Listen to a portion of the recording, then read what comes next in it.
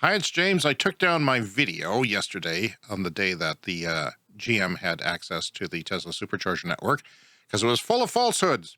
Well, misinformation, actually from GM, it turns out, because they said that all Bolts had to do a software upgrade at the dealership.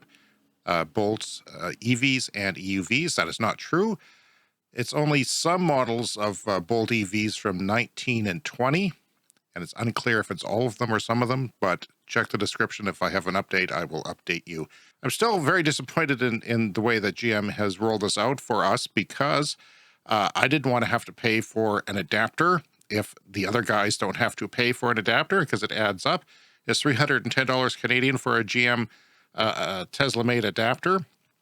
You can get one from A to Z, who is a Canadian company as well, where I live. And it's like $270 with a discount from Tom Maloney's State of Charge page. You might be able to get that down to around $250 Canadian. And, you know, might void your warranty as well, but we'll see.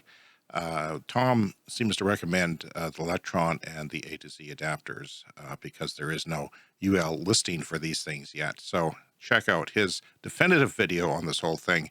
I'll put a link up there somewhere. It takes approximately only 4, 5, 6 seconds with the Tesla app to initiate charging for your GM vehicle.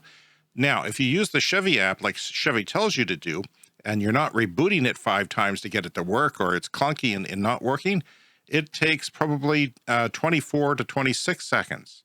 So I appreciate the savings of time because that is pretty fast if you use the Tesla app. Of course, I'm new to using the Tesla app, and I complain about not having Plug&Charge, so that kind of makes up for it. If you have a fast experience in the app, you don't have to sign in like you do with some people. Even though you just signed in, when you're actually charging, you have to sign in again, and then you have to remember your passwords and stuff like that because it won't let your phone remember the passwords because it's paying for things. So yeah, I'm happy with the Tesla app, but I would prefer Plug&Charge.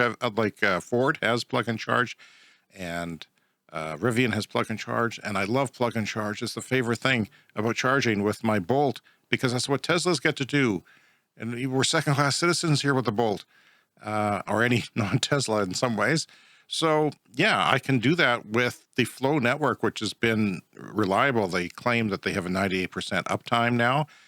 And the Flo Network, where I live in the sparse prairies of Canada, doing pretty well. So congratulations to them. I seek out flows whenever possible, even if some of them are only 50 kilowatts around here, which is too bad because I could get that extra 4 or 5 kilowatts for a few minutes, which makes a difference if you're in a hurry, but then so does that Tesla app. So I will never use the GM app ever if I can save 20 seconds at, the families wanting to get going. They're anxious and it takes a long time. It's just, I don't need extra time, Chevy.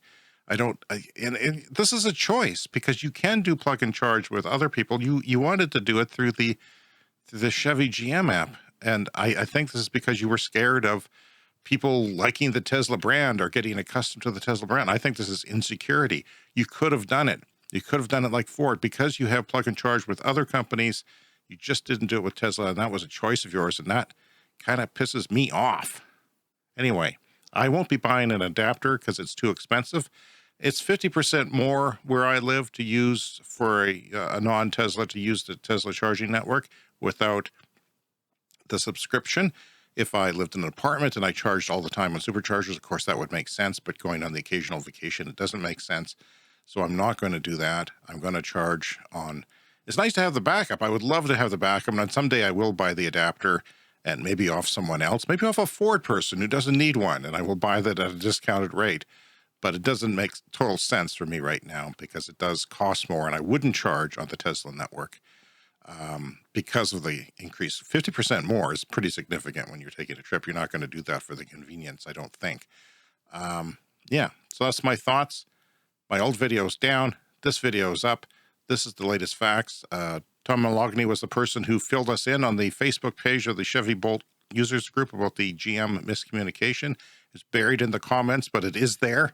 So I love Tom. Tom is the best. And I'll discuss more of this on the show next week. Thanks.